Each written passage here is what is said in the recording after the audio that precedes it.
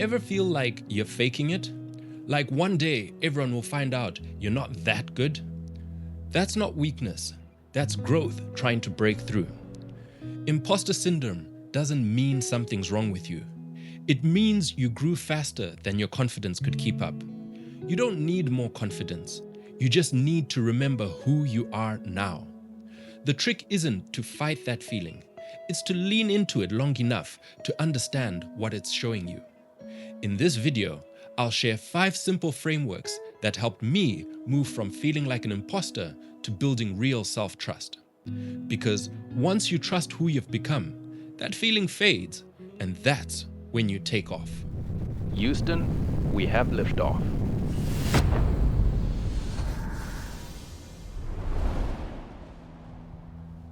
If you've been following this series, this is episode 3 of 20. Each one a step in rebuilding from the inside out.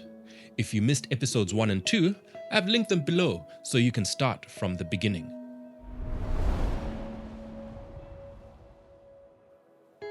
When you start something new, do you feel out of place? Like someone might find out you're not as good as they think? That's not a flaw. That's growth knocking at your door. Imposter syndrome doesn't show up when you fail. It appears when your life starts to expand. Your brain just hasn't caught up yet. It's wired to keep you safe, so when you enter new ground, it hits the panic button. Back then, stepping into the unknown could get you hurt. Today, it just means you're growing. That pressure in your chest, that doubt before you act, that's not weakness. It's the space between your old self and your new one. But here's where people get stuck. They think that pressure means stop. It's really a sign to keep going. They call it fear, they call it fraud, but it's just the stretch, growing into someone your mind hasn't met yet. Each time you run from that pressure, you don't get safer, you just get smaller. Then it shows up in other places: hesitation, overthinking, exhaustion.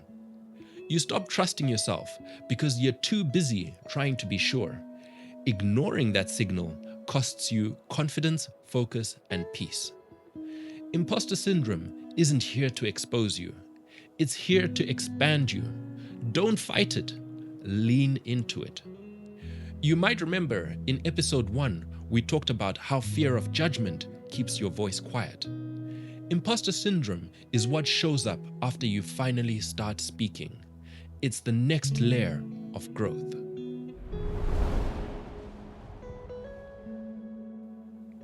Remember that signal we said would come back to? Let's talk about what happens when you ignore it. When you don't listen, imposter syndrome slowly changes how you see yourself. It doesn't crash your confidence overnight. It erodes it quietly.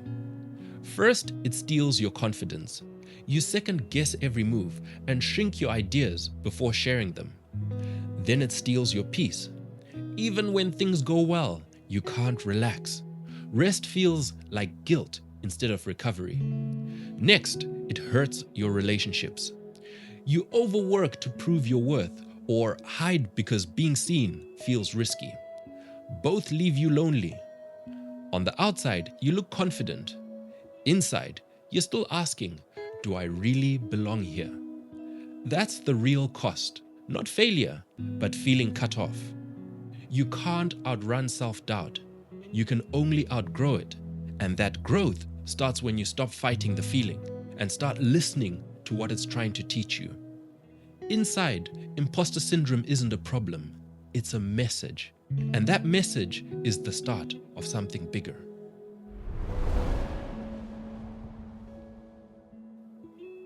How do you move from imposter to self-trust? You don't fix it overnight. You rebuild it one shift at a time. Here are 5 simple ways to turn doubt into lasting trust. Framework 1. The signal map. When doubt hits, don't chase praise. Study the signal. Ask 3 things. What's new here? Why does it matter? What's my next step? Sit with it for 30 seconds. You're learning from doubt instead of running from it. That's how real leaning begins. Framework 2. the trust ladder. When doubt shows up, don't wait for it to fade. Bring it with you. Every action beside that doubt teaches your brain to trust you again. You can't think your way into trust. You build it through repetition. Start small. One message, one talk, one action. Each win proves that you'll show up even with doubt tagging along. Framework 3. Do what feels right. People burn out when they tie worth to work. They think rest means weakness, but trust can't grow in exhaustion.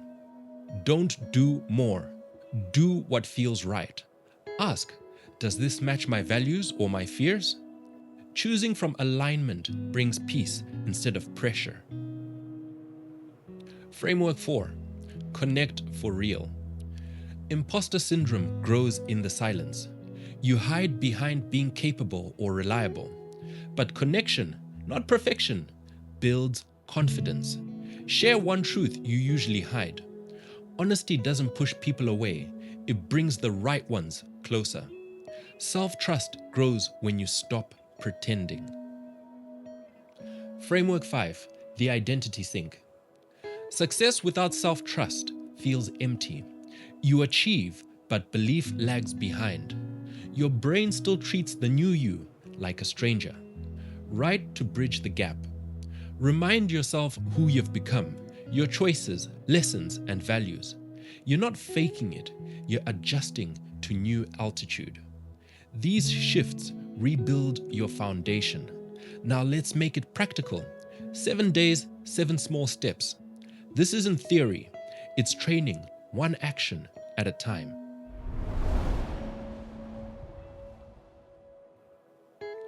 When self-trust clicks, it's quiet, like calm after a storm. I used to think confidence came from doing more, but real change came when I stopped chasing proof and started keeping promises to myself. You don't rebuild trust by achieving, you build it by following through. Then you stop asking for permission and start showing up because it feels right. Men who reach this point say the same thing. Their anxiety drops, their voice steadies, and peace replaces noise.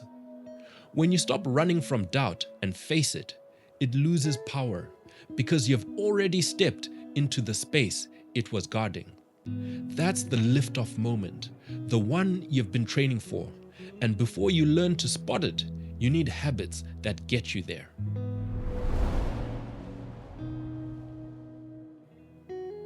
You can't rebuild trust by talking about it. You practice it. This is your 7-day self-trust reset. One small step each day. Quiet, simple, real. Day 1, the signal map. When doubt hits, open your notes. Write, new, why, next step. Sit for 2 minutes, then take that tiny step. Day 2, the micro move. Do one thing you've been avoiding. Set a 5-minute timer and start. Trust grows when you move with doubt, not away from it. Day 3, the alignment check. Ask midday, pressure or purpose? If it's pressure, pause. If it's purpose, focus for 10 minutes. That's it. Day 4, the connection moment. Message someone you trust. Say, just wanted to be real for a second. Share one honest thing. Honesty builds safety. Day 5, the identity sink. Write, the old me would da-da-da-da. The new me da-da-da-da. Each line updates who you are now. Day 6, the mirror moment. Look at yourself for 30 seconds. Say one thing you now believe that wasn't true a month ago. That's all you have to do. Day 7, the silent anchor. Do one kind thing and tell no one. End your day whispering, I know what I did. Comment your day below. That's your first public act of trust. If you're new, I've linked episodes 1 and 2 in the description.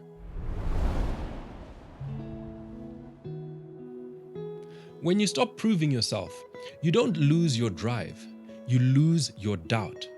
You stop chasing approval and start creating from peace. Men who rebuild trust feel the same shift. Their anxiety drops, their focus sharpens, their relationships feel tighter. Self-trust doesn't make you louder, it makes you steady. You stop asking, "Am I enough?" and start saying, "I'm here now." This is one step in a 20-part transformation. Each episode unlocking a deeper layer. You're already in motion. That's what real confidence feels like. Quiet, clean, unshakable. You've spent years trying to earn your worth. But worth isn't earned, it's remembered. When you stop proving and start trusting, everything changes. You don't become someone new, you become whole. If you're still here, you didn't just watch a video, you showed up for yourself. You were never faking it, you were just growing faster than your belief could keep up. So let's make it official. Stop doubting, start trusting. Your belief matters, your potential is already in motion. And this is your liftoff. Next week, we take it further. Now that you have learned to trust yourself, we'll explore how to hold that trust when life tests it, how to move from inconsistent to unstoppable. If you're ready to build momentum that doesn't fade, hit subscribe and join me for episode 4. Each week, we're not just watching, we're rebuilding, one shift at a time.